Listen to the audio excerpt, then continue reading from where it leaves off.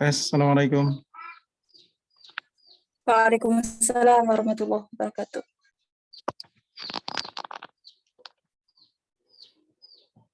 Dimulai ya. Ustaz, silakan. Bismillahirrahmanirrahim.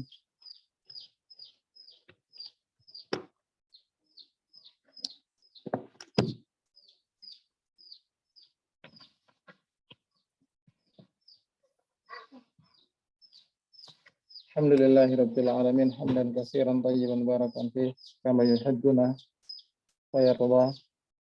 Asyhadu an la ilaha illallah wahdahu la syarika lah wa asyhadu anna Muhammadan abduhu wa rasuluhu la nabiyya ba'dah. Qala Allah ta'ala ya ayyuhalladzina amanu taqullaha haqqa tuqatih wa la tamutunna illa wa antum muslimun.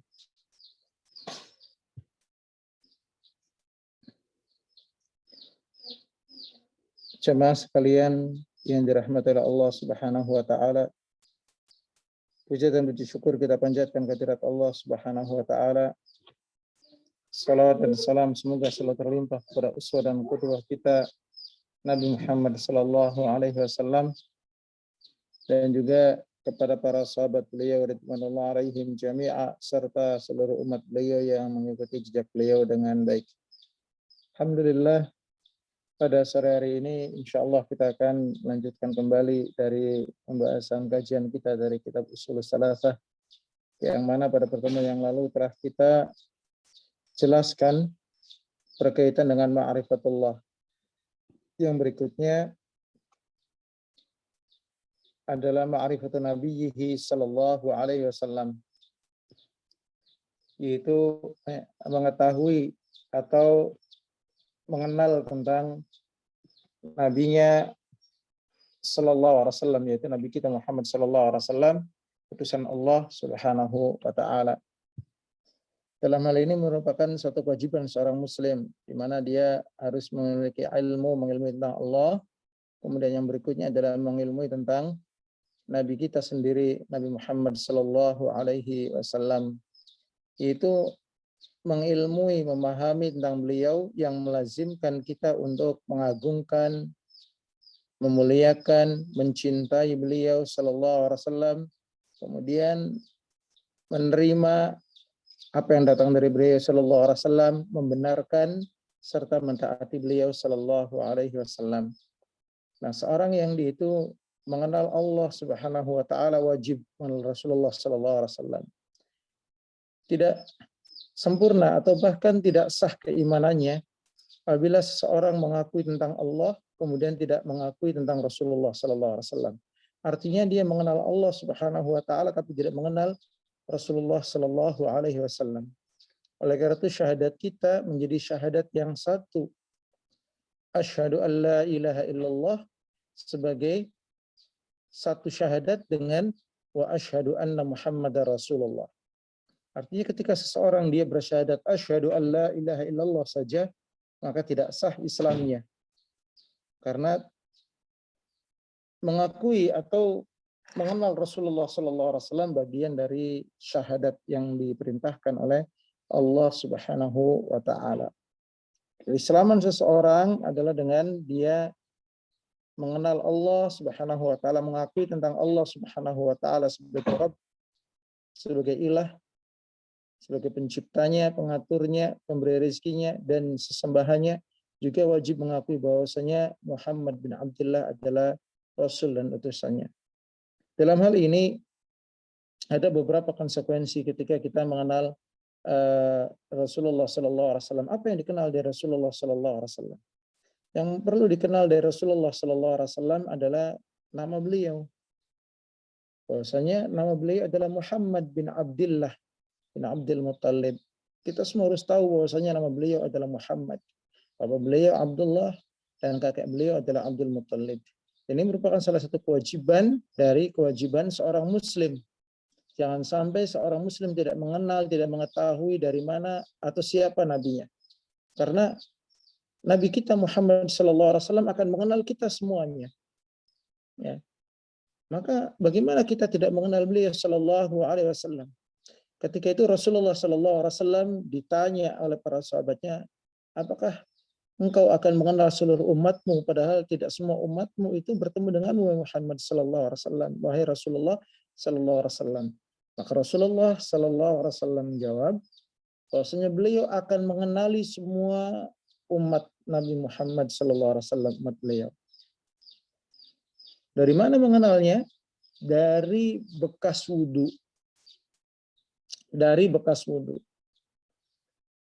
Wajah kita yang terkena air wudu, tangan kita yang terkena air wudu, kaki kita yang terkena air wudu akan memiliki warna tersendiri, artinya bercahaya.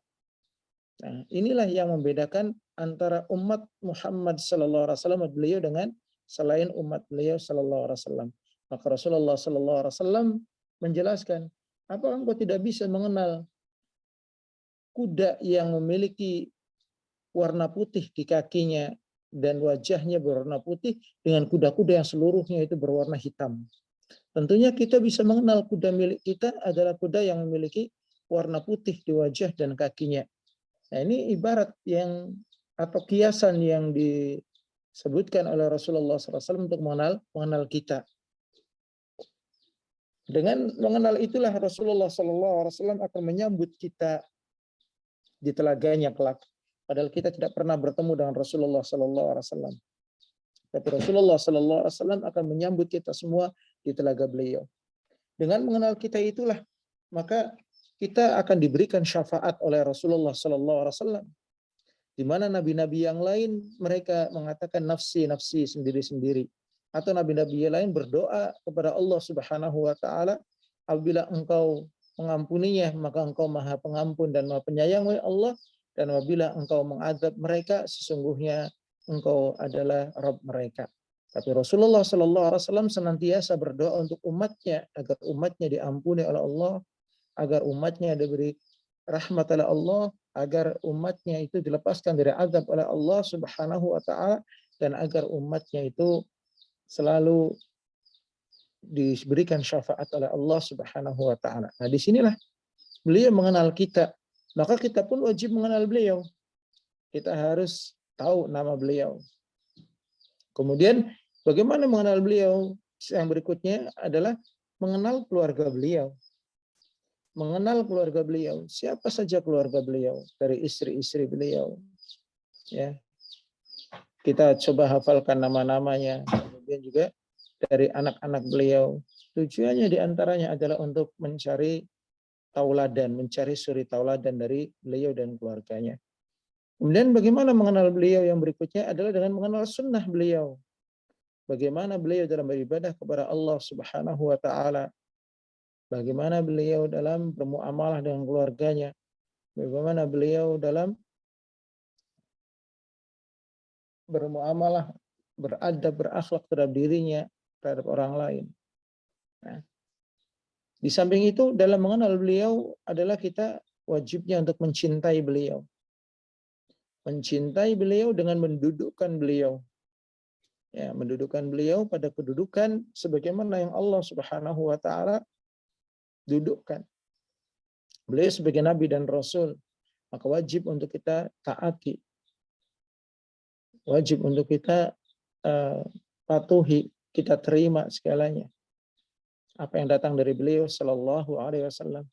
Kemudian kita mencintai beliau, mencintai keluarga beliau, istri-istri beliau, anak-anak beliau, dan mencintai para sahabat beliau, serta mencintai orang-orang yang beliau cintai dari kalangan orang-orang mukmin. Itu bentuk kita mengenal beliau sallallahu alaihi wasallam. Ya. Di samping itu kita mengenal sebagian dari fisik-fisik beliau. Itu cara kita mengenal beliau. Karena banyaknya juga orang-orang yang mengaku bertemu dengan Rasulullah sallallahu alaihi wasallam padahal dia tidak mengetahui bagaimana Rasulullah sallallahu alaihi wasallam secara fisik. Kemudian mengaku-ngaku sebagai Rasulullah sallallahu alaihi wasallam. Memang syaitan itu tidak bisa untuk menjelma menjadi Rasulullah sallallahu alaihi wasallam. Tapi bisa saja syaitan dalam bentuk yang lain, manusia yang lain, kemudian mengaku sebagai Rasulullah sallallahu alaihi wasallam. Sebagaimana kebiasaan para syaitan, mereka itu berdusta, mereka itu berbohong untuk menyesatkan manusia. Kemudian berikutnya bagaimana mengenal Rasulullah Sallallahu Alaihi Wasallam adalah dengan kita ini menerima apa yang datang dari Rasulullah Sallallahu Alaihi Wasallam, melaziminya, artinya melaksanakan perintahnya, melaksanakan apa yang datang dari Rasulullah Sallallahu Alaihi Wasallam, dari agama yang Allah Subhanahu Wa Taala bawa. Ketika terjadi perselisihan, kembalinya kepada Rasulullah Sallallahu Alaihi Wasallam. Itu bentuk kita mengenal Rasulullah Sallallahu Alaihi Wasallam. Ya, bentuk kita mengenal Rasulullah Sallallahu Alaihi Wasallam. Sehingga ketika di alam kubur, ketika ditanya man rabbuka, kita bisa menjawab Allah Rabbi atau Rabbi Allah. Karena kita melazimi dalam kehidupan kita dengan Allah Subhanahu wa Ta'ala. Dan kita bisa menjawab ketika ditanya wa man nabiyyuka, kita menjawab Nabi Muhammad sallallahu alaihi wasallam, karena dalam kehidupan kita melazimi Rasulullah sallallahu alaihi wasallam. Semua yang datang dari Rasulullah sallallahu alaihi wasallam kita yakini adalah benar. Tidak ada salah sedikit pun. Baik berkaitan dengan masalah-masalah duniawi ataupun berkaitan dengan masalah-masalah ukhrawi. Maka di antara hak beliau adalah kita membenarkan semua yang datang dari Rasulullah Sallallahu Alaihi Wasallam. Semua yang datang dari beliau Sallallahu Alaihi Wasallam, baik berupa kabar, apa? Digimanain? Diberdiriin.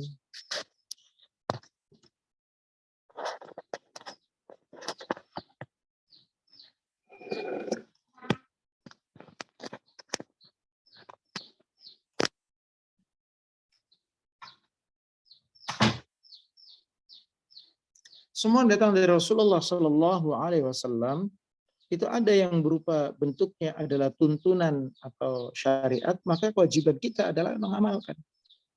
Yang kedua, yang datang dari Rasulullah Sallallahu Alaihi Wasallam adalah berupa kabar, maka ketika itu dan yang datang berupa kabar kita benarkan. Apa yang datang dari Rasulullah Sallallahu Alaihi Wasallam ya, berupa syariat, petunjuk, maka kita terima. Kalaupun kita terjadi perselisihan dalam satu masalah, Allah Subhanahu wa Ta'ala mewajibkan kita untuk kembali kepada Rasulullah Sallallahu Alaihi Wasallam, kepada Allah dan Rasulnya. Fala wa rabbika, Waalaikumsalam, la yu'minuna hatta yuhakkimuka fima shajara bainahum. Thumma la yajidu fi anfusihim harajan mimma qadaita wa yusallimu taslima.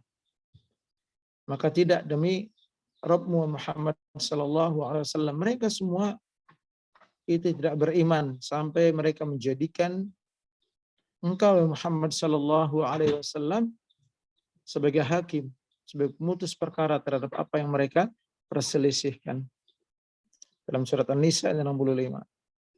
Kemudian tidak engkau dapati dalam diri-diri mereka ada kesempitan terhadap apa yang telah engkau putuskan, dan mereka berserah diri sepenuhnya terhadap apa yang telah engkau putuskan. Ayat ini dikatakan oleh para ulama sebagai salah satu di antara ayat ujian atau ayatul imtihan. Ujian bagi siapa? Bagi orang yang dia itu mengaku, bagi orang yang dia itu menganggap atau mendakwahkan diri sebagai umat Muhammad sallallahu alaihi wasallam. Maka ujiannya bagaimana ketika mereka itu berselisih, mau enggak mereka itu kembali kepada Allah Subhanahu wa Ta'ala dalam kitab Allah dan kepada sunnah Rasulullah sallallahu alaihi wasallam. Ya. Yang datang dari Rasulullah sallallahu alaihi wasallam kita wajib diterima, kita tunduk dan patuh.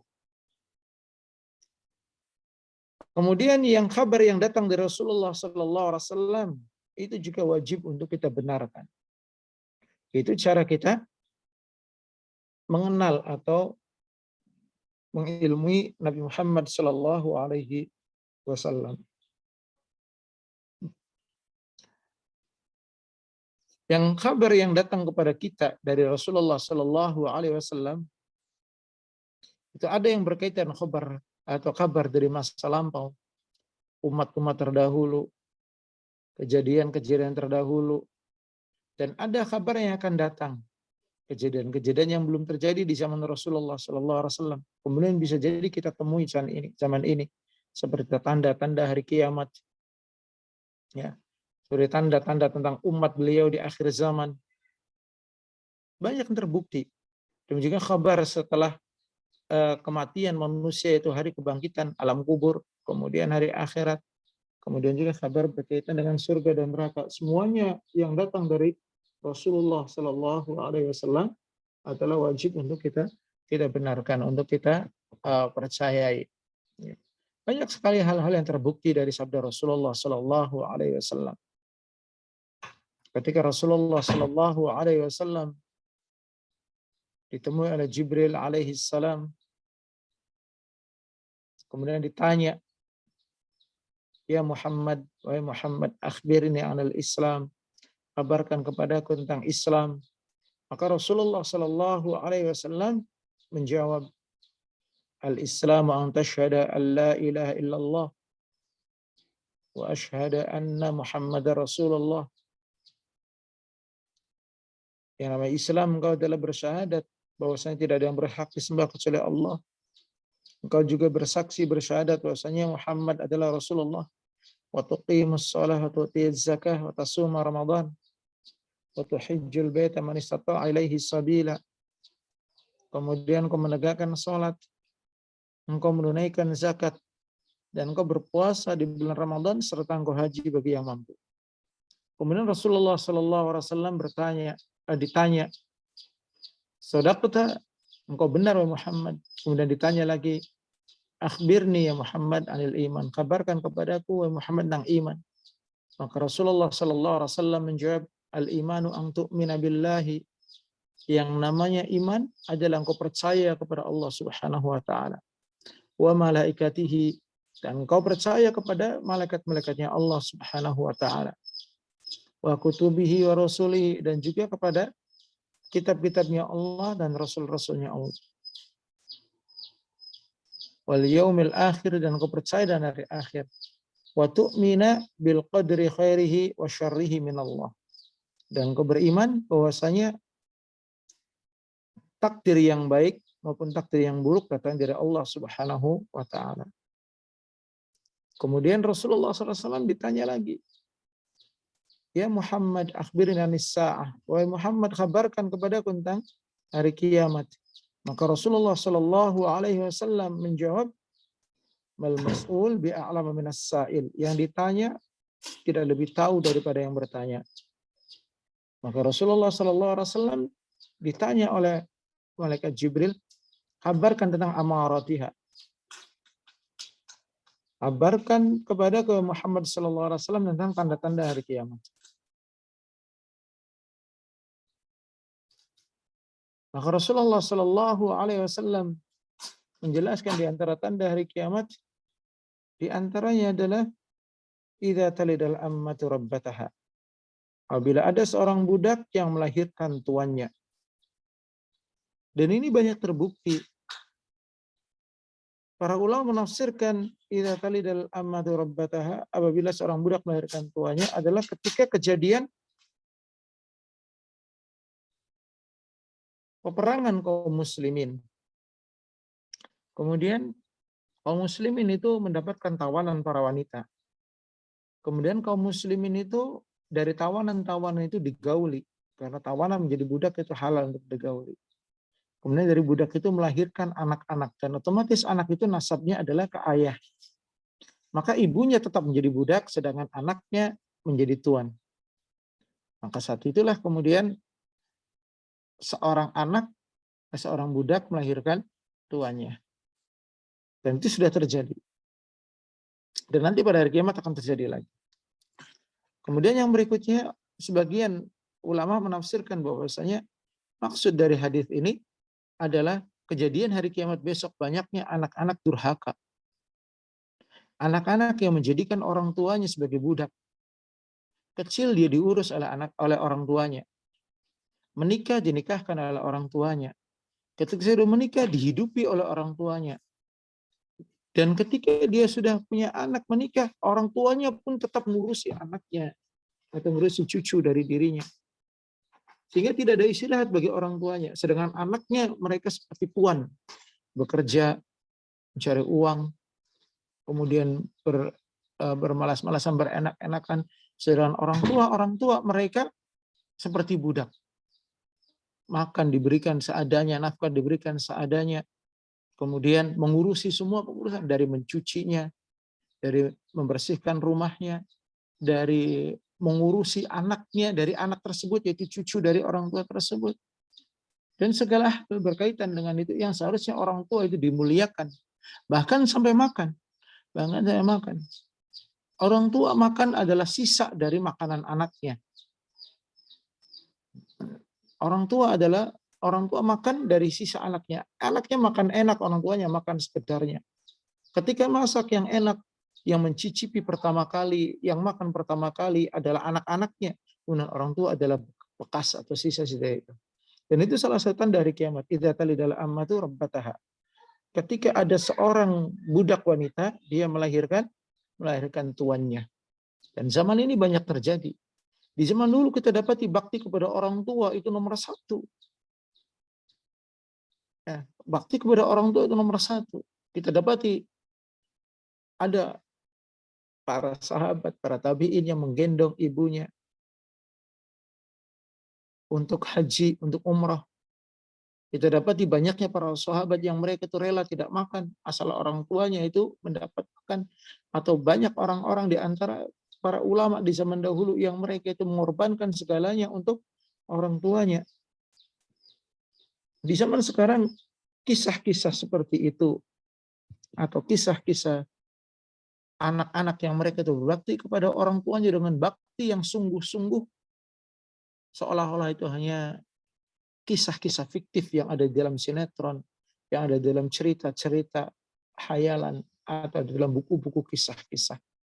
Karena sedikitnya di antara manusia di zaman ini yang mereka itu berbakti kepada orang tuanya. Dan itu merupakan tanda hari kiamat. Di antara tanda hari kiamat adalah banyaknya orang-orang yang mereka itu durhaka kepada orang tuanya. Dan itu dikabarkan oleh Rasulullah Shallallahu Alaihi Wasallam. Dulu Al Hasan Al Basri, beliau tidak mau makan kedua dengan ibunya. Tak pernah beliau itu makan bersama dengan ibunya. Ketika orang-orang murid-muridnya bertanya, kenapa engkau tidak mau makan dengan ibu engkau? Padahal makan dengan ibu adalah salah satu bentuk dari bagaimana kebahagiaan kita. Ketika ibunya makan, Hasan al-Basri itu hanya nemeni makan. Tapi beliau sendiri tidak makan. Maka ketika demikian, Al-Hasan al-Basri mengatakan, aku makan setelah ibuku makan. Aku makan setelah ibuku makan. Aku khawatir ketika aku makan bersama dengan ibuku, kemudian aku memegang suatu makanan, dan ternyata makanan itu sedang diinginkan oleh ibuku. Sedangkan aku tidak sadar bahwasanya makanan yang ada di tanganku atau di mulutku itu sedang diinginkan oleh ibuku. Maka aku menjadi durhaka karena makan makanan yang sedang diinginkan oleh ibuku. Sampai seperti itu. Ya. Dulu di kalangan para ulama itu ada penjual daging. Di zaman Nabi Musa alaihissalam. Ya, kemudian juga di sebagian ulama ada di antara mereka itu yang menjual daging. Kemudian dagingnya itu sebelum dijual dipilih daging yang terbaik, dipilih daging yang paling bagus, kemudian dagingnya dimasak. Setelah itu diberikan kepada orang tuanya, Sedangkan yang dijual adalah daging sortiran, yang daging-daging bagusnya sudah diberikan kepada orang tua. Yang saat ini berbeda, banyak sekali orang-orang yang mereka itu berjualan, entah berjualan roti, entah berjualan makanan, entah berjualan apa. Orang tua itu diberikan makanan, yang makanan itu setelah retur, setelah makanan yang tidak laku di warung-warung itu kemudian baru diberikan kepada orang tua. Padahal seharusnya adalah orang tua dahulu, baru kemudian sisanya itu yang dijual. Itu yang membuat orang-orang di zaman dahulu berkah, sedangkan orang-orang di zaman sekarang itu tidak berkah dalam kehidupan mereka. Demikian juga kita dapati ya, orang-orang di zaman dulu, kita tahu kisahnya orang yang terjepit di dalam gua. Ada 3 orang yang terjepit di dalam gua.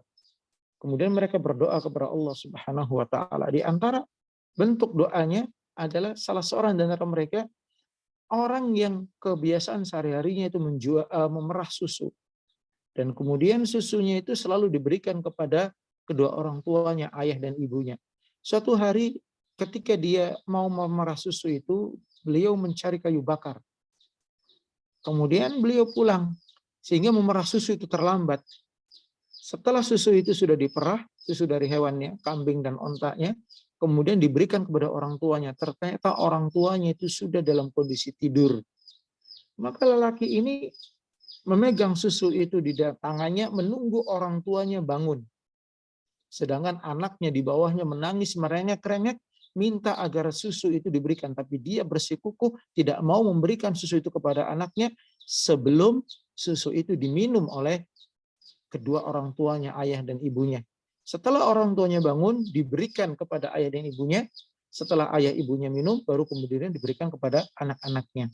Dan itu menjadi sebab terbukanya pintu gua yang tadinya tertutup oleh batu dengan sebab doanya orang tersebut. Ya, karena baktinya kepada orang tua. Dan kisah-kisah zaman sekarang, terutama di negeri kita, hal itu langka. Hal itu langka.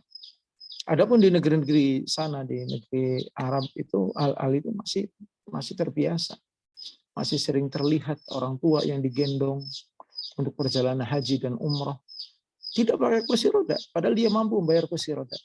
Tapi merelakan dirinya untuk menggendong orang tuanya, karena orang tuanya merasa nyaman untuk digendong daripada dengan menggunakan kursi roda.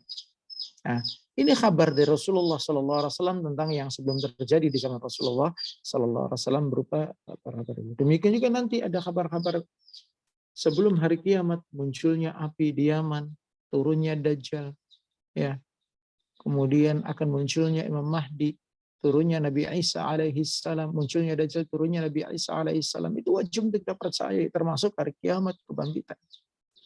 Semua yang datang dari Rasulullah SAW berupa kabar, kisah, wajib untuk kita benarkan. Nah, kemudian yang berikutnya, cara mengenal Rasulullah SAW adalah dengan imtitsalu fi awamirihi atau fi ma amara. Melaksanakan yang diperintahkan oleh Rasulullah SAW. Yang diperintahkan oleh Rasulullah SAW kita laksanakan semampu kita. Kata Rasulullah SAW, "Idza amartukum bi syai'in faf'alu mastata'tum." Apabila aku memerintahkan kepada kalian tentang suatu perintah, maka lakukan semampu kalian. Maksud semampu kalian itu kita berusaha untuk melaksanakannya. Bukan memilih-milih ini yang enak, ini yang tidak enak, dengan alasan bahwasanya saya belum mampu. Ini yang ringan, ini yang berat. Yang berat tidak dilaksanakan, yang ringan dilaksanakan. Bukan begitu. Tapi kita berusaha untuk melaksanakan semua perintah Rasulullah Shallallahu Alaihi Wasallam. Tentunya kemampuan kita dengan Rasulullah Shallallahu Alaihi Wasallam adalah berbeda. Jangankan kemampuan untuk melaksanakan sunnah, kemampuan untuk sholat. Salah satu di antara kewajiban. Berbeda antara kemampuan kita dengan Rasulullah Shallallahu Alaihi Wasallam. Suatu ketika pada zaman sahabat dulu, ada seorang sahabat, Abu Hurairah radhiyallahu taala anhu. Abu Hurairah radhiyallahu taala anhu itu berkata kepada Rasulullah sallallahu alaihi wasallam, "Wahai Rasulullah, izinkan aku menginap di rumah engkau agar aku bisa sholat malam bersama engkau." Maka Rasulullah sallallahu alaihi wasallam beliau mengatakan, "La astati'u bisolati." Engkau tidak akan mampu untuk mengikuti sholatku. Engkau tidak akan mampu untuk mengikuti sholatku. Maka Abu Hurairah radhiyallahu ta'ala memaksakan diri dan mengatakan, "Aku akan berusaha untuk mengikutimu, wahai Rasulullah sallallahu alaihi wasallam." Akhirnya beliau tidur di rumah Rasulullah sallallahu alaihi wasallam. Pada waktu menjelang sahur atau lewat tengah malam, Rasulullah sallallahu alaihi wasallam bangun dan mandi. Maka Abu Hurairah radhiyallahu ta'ala anhu pun bangun dan mandi. Kemudian Rasulullah SAW memakai kain, sarung, dan Abu Hurairah memakai sarung. Kemudian mereka berdua sholat. Rasulullah SAW menjadi imam. Nah, ketika Rasulullah SAW menjadi imam itu, Abu Hurairah radhiyallahu ta'ala sampai menceritakan bahwasanya aku sampai membentur-benturkan kepalaku ke tembok, ceduk ke tembok, karena tidak kuat menahan bagaimana panjangnya sholat malam Rasulullah Shallallahu Alaihi Wasallam. bagaimana panjangnya sholat Rasulullah Sallallahu Alaihi Wasallam dan bagaimana lamanya sholat Rasulullah Sallallahu Alaihi Wasallam sampai Abu Hurairah radhiyallahu taala anhu tidak kuat menjeduk-jedukkan kepalanya ke tembok agar beliau bisa kuat menahan kantuk mengikuti sholatnya Rasulullah Sallallahu Alaihi Wasallam. Ini kemampuan kita. Kemampuannya berbeda dengan Rasulullah Sallallahu Alaihi Wasallam. Demikian kemampuan dalam melaksanakan ibadah-ibadah yang lain. Akan tetapi kita semua berusaha untuk melaksanakan apa yang diperintahkan oleh Rasulullah Sallallahu Alaihi Wasallam semampu kita. Ya. Yang perempuan diperintahkan untuk berhijab, maka laksanakan hijab itu. Diperintahkan untuk berbakti kepada ayah, ibu, kepada suami, kemudian ya kita laksanakan. Diperintahkan untuk qanaah, kita laksanakan. Semua yang diperintahkan oleh Rasulullah Sallallahu Alaihi Wasallam dilaksanakan. Di zaman dahulu para sahabat dan para ulama itu enggak membeda-bedakan. Ini hukumnya wajib, ini hukumnya sunnah, tidak. Pokoknya kalau itu Rasulullah SAW melaksanakan atau datang berita bahwasanya Rasulullah SAW memerintahkan suatu perintah, maka mereka nggak berpikir itu wajib ataupun sunnah. Di zaman ini dipikir ini wajib atau sunnah.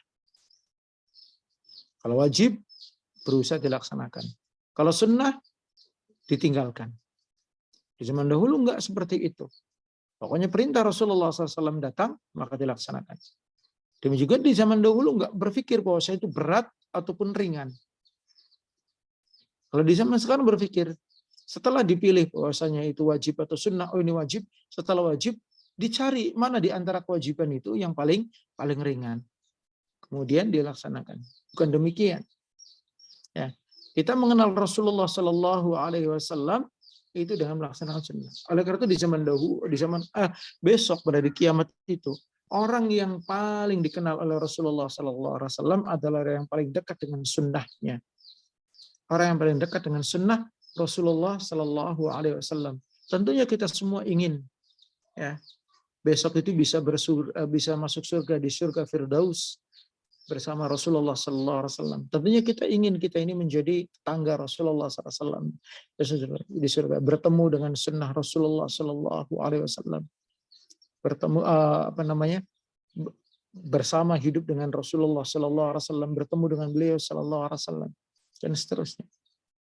Dan orang yang paling jauh dengan Rasulullah Sallallahu Alaihi Wasallam besok dari kiamat adalah orang yang paling jauh dari sunnah Rasulullah Sallallahu Alaihi Wasallam.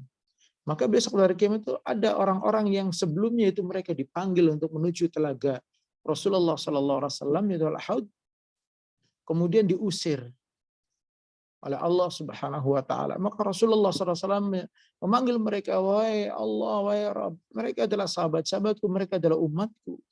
Maka Rasulullah Sallallahu Alaihi Wasallam, Allah Subhanahu Wa Taala berfirman kepada beliau, sesungguhnya engkau tidak tahu apa yang mereka perbuat setelah engkau wafat. Mereka merubah agama engkau, merubah sunnah. Yang tadinya itu sunnah Rasulullah Sallallahu Alaihi Wasallam, mereka beribadah dengan cara yang lain. Mereka beragama dengan cara yang lain. Ya, sepeninggal Rasulullah Sallallahu Alaihi Wasallam. Itu jadi kita dalam mengenal Rasulullah Sallallahu Alaihi Wasallam adalah dengan apa?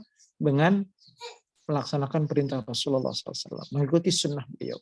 Kemudian di antara bentuk yang lain kita dalam melazimi atau mengenal Rasulullah SAW adalah kita meninggalkan apa yang dilarang oleh Rasulullah SAW.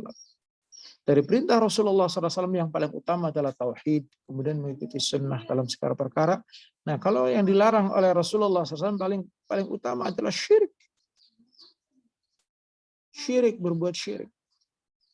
Kita tinggalkan. Ya. Syirik adalah hal yang paling dilarang oleh Allah Subhanahu Wa Taala dan Rasulnya. Setelah itu di bawah syirik adalah bid'ah. Itu membuat satu ajaran tertentu di dalam agama Islam. Setelah itu meninggalkan yang diwajibkan. Seperti meninggalkan sholat, ya, atau meninggalkan zakat, meninggalkan puasa tanpa uzur. Tidak mau berhaji padahal mampu, tidak berzakat padahal sudah mencapai nisab, dan mencapai haul, na'udzubillah. Kemudian yang berikutnya yang dilarang oleh Rasulullah Sallallahu Alaihi Wasallam adalah maksiat, kemaksiatan. Minum khamr, zina, durhaka kepada kedua orang tua, membunuh, mencuri, ya, zalim, dan lain-lain. Nah, kita dalam melazimi Rasulullah SAW, dalam mengenal Rasulullah SAW adalah meninggalkan itu semua. Kemudian di antara bentuk kita mengenal Rasulullah SAW adalah mendudukkan beliau dengan kedudukan yang mulia sebagaimana yang Allah Subhanahu wa taala berikan kepada beliau. Tidak boleh kita ini mendudukkan Rasulullah SAW dalam derajat ketuhanan. Sebagaimana orang-orang Nasrani, mereka mendudukkan Isa bin Maryam sebagai derajat Tuhan. Rasulullah SAW pernah melarang para sahabatnya, la tatruni kama atartin nasara Isa bin Maryam. Janganlah kalian menyembahku, mendudukanku sebagaimana orang-orang Nasrani menyembah dan mendudukkan Isa bin Maryam. Banyak kita yang ingin melazimi sunnah Nabi, mencintai Nabi SAW, na'udzubillah, kemudian ternyata menjerumuskan diri dalam kekafiran dan kemusyrikan. Menganggap Rasulullah SAW mengetahui hal yang gaib. Tahu segala sesuatu. Kemudian memuji-muji dan menyanjung Rasulullah SAW pada kesanjungan dan kedudukan yang melebihi batas beliau. Sehingga pada derajat ketuhanan. Kemudian meminta doa kepada Rasulullah SAW. Padahal doa itu hanya kepada Allah Subhanahu wa taala. Memohonnya kepada Rasulullah SAW agar disembuhkan penyakitnya, agar dilepaskan masalahnya, agar diberikan kebaikannya di dunia dan di akhirat. Bukan kepada Allah Subhanahu wa taala. Atau menjadikan Rasulullah SAW sebagai wasilah. Menjadikan kuburan Rasulullah SAW sebagai disembah ketika haji dan umrah. Rasulullah SAW berdoa berlindung kepada Allah dari ini semua. Ketika beliau di akhir hayat, beliau bersabda kepada para sahabatnya, terutama di depannya ada Aisyah radhiyallahu taala anha, beliau berkata, "La'anallahu al-yahuda wan nasara ittakhadhu qubur anbiya'ihim masajida." Dilaknatnya orang-orang Yahudi dan Nasrani, orang Nasrani itu disebabkan karena mereka mengambil kuburan nabi-nabi mereka sebagai masjid, sebagai tempat ibadah. Maka beliau melarang, jangan kalian mengambil kuburanku sebagai masjid. Kemudian beliau pun berdoa kepada Allah Subhanahu wa taala, Allahumma la taj'al qabri wathanan yu'bad. Ya Allah, jangan kau jadikan kuburanku sebagai berhala yang disembah. Ini menunjukkan kesalahan sebagian orang Muslim yang mereka itu salah dalam mengenal Rasulullah Sallallahu Alaihi Wasallam, Rasulullah Sallallahu Alaihi Wasallam, yaitu mendudukkan Rasulullah Sallallahu Alaihi Wasallam pada kedudukan sebagai uluhiyah. Di antara mereka memuji-muji Rasulullah SAW dengan pujian yang tinggi. Menyebutnya dengan nur ala nur, ya, cahaya di atas cahaya, atau nur fauqa nuri, cahaya di atasnya cahaya. Atau mereka minta kepada Rasulullah Sallallahu Alaihi Wasallam agar disampaikan semua hajatnya, minta diampuni dosa-dosanya. Padahal Rasulullah Sallallahu Alaihi Wasallam sudah wafat. Demikian di antara mereka ada yang mengagung-agungkan peninggalan-peninggalan Rasulullah Sallallahu Alaihi Wasallam. Ya, menganggap ada baju yang masih ada zaman ini, bajunya Rasulullah SAW kemudian disembah-sembah. Atau menganggap ada rambut dari rambutnya Rasulullah SAW kemudian disembah-sembah. Ada menganggap bahwasanya senjatanya Rasulullah SAW atau bejananya Rasulullah SAW atau apanya lah dari Rasulullah SAW kemudian disembah-sembah. Ini salah dalam mengenal Rasulullah Sallallahu Alaihi Wasallam. Kita wajib mengenal Rasulullah Sallallahu Alaihi Wasallam di atas tuntunan dalil, di atas tuntunan para ulama ahlus sunnah, para sahabat, para tabi'in, atba'ut tabi'in, dan juga para imam-imam yang muktabar, para imam-imam yang muktabar. Bagaimana mereka itu mengenal dan mendudukan Rasulullah Sallallahu Alaihi Wasallam. Demikian juga di antara hal ini ada yang salah dalam di antara bentuk yang salah dalam mendudukan Rasulullah SAW adalah memperingati kelahiran beliau. Ya. Setiap hari kelahiran beliau diperingati, padahal sunnah-sunnahnya ditinggalkan. Terbalik, seharusnya sunnah-sunnahnya itu yang diterapkan. Ya. Ini terbalik, hari kelahirannya yang diagung-agungkan. Para sahabat Nabi radhiyallahu alaihim jami'ah adalah orang-orang yang paling kenal Rasulullah sallallahu alaihi wasallam. Istri-istri beliau adalah orang yang paling kenal Rasulullah sallallahu alaihi wasallam. Mereka mendudukkan bagaimana Rasulullah sallallahu alaihi wasallam dengan kedudukan yang mulia dengan mengikuti jejak beliau. Mengikuti agama beliau, mengikuti sunnah beliau, menyebarkan sunnah beliau, berpegang teguh dengan sunnah beliau hingga akhir hayat, sabar. Ya, sabar dengan semua gangguan-gangguan, dengan semua hal yang menimpa ketika ini berpegang dengan sunnah Rasulullah Sallallahu Alaihi Wasallam, ketika kita ini mendakwahkan sunnah Rasulullah, ketika kita menuntut ilmu sunnah Rasulullah Sallallahu Alaihi Wasallam, ketika kita menjalankan sunnah Rasulullah SAW, kita bersabar. Itu bentuk kita dalam mengenal Rasulullah Sallallahu Alaihi Wasallam yang bermanfaat nanti pada saat hari kiamat. Hal-hal ini yang bermanfaat pada saat hari kiamat dalam kita mengenal Rasulullah Sallallahu Alaihi Wasallam. Sudah jam 5. Semoga ini bermanfaat bagi saya pribadi, kemudian bagi jamaah sekalian.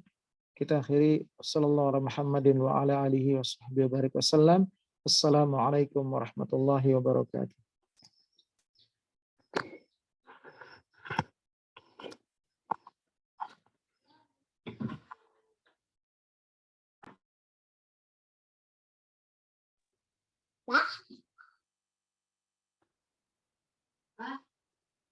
Baik.